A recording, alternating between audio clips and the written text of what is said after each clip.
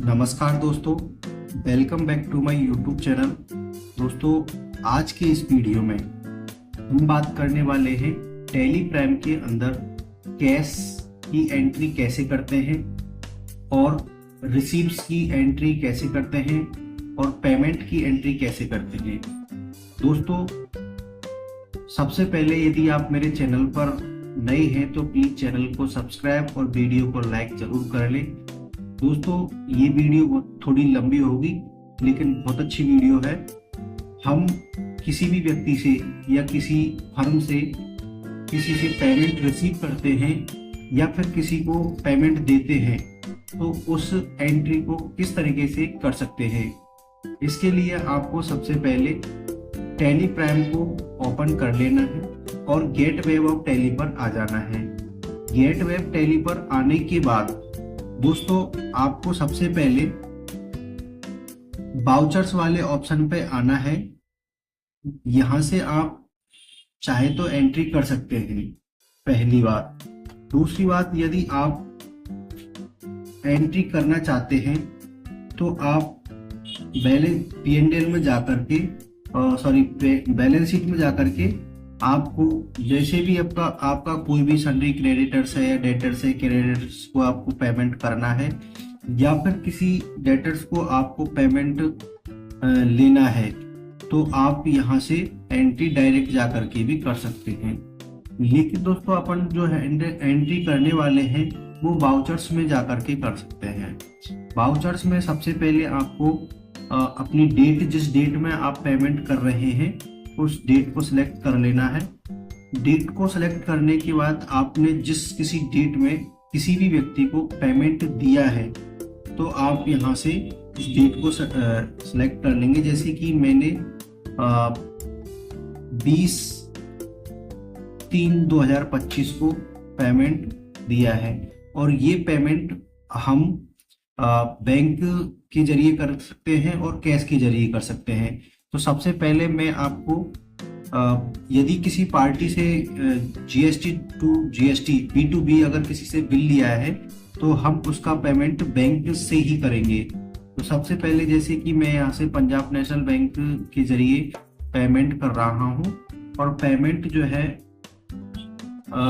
Lakshmi trading company के लिए मैं पेमेंट करूँगा। इसका 7,88,400 यहाँ पर शो हो जाएगा कि इसका इतना बैलेंस हमारी तरफ बाकी है। इसके लिए सबसे पहले आपको कितना पेमेंट देना है, जैसे कि मैं 7 लाख रुपए इसको पेमेंट कर रहा हूँ, 7 लाख रुपया, और अगेंस्ट रेफरेंस या ऑन अकाउंट में आप कर सकते हैं। अब इसके बाद आप इसमें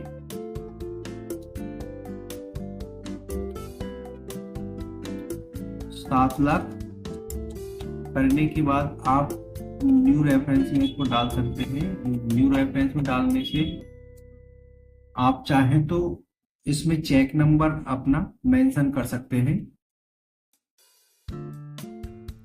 इसके बाद आपको नरेशन देना है कि आपने जो पेमेंट किया है किस डेट में और किस बिहाफ पे पेमेंट किया है, तो उसका नरेशन आप यहाँ दे सकते हैं। तो जैसे मैं यहाँ पर लिख देता हूँ बीइंग पेमेंट माई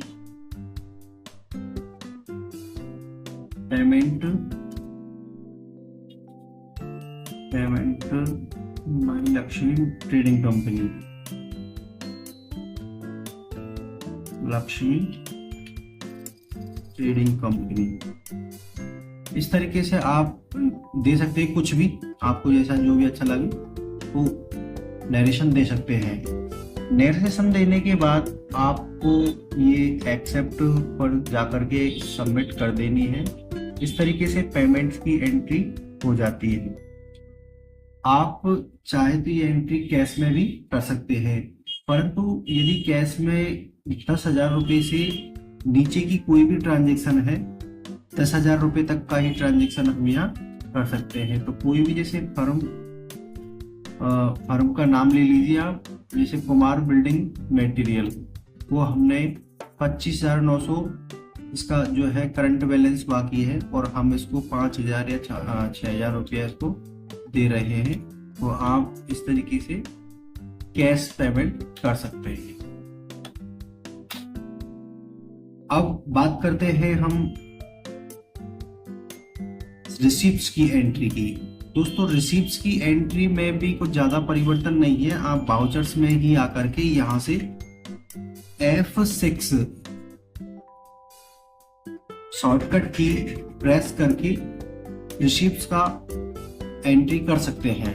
रिसीप्ट्स की एंट्री करने के लिए तो सबसे पहले आपको ये देखना होगा कि आपने जो पेमेंट रिसीप्ट्स किया है वो कैश में किया है या बैंक में किया है।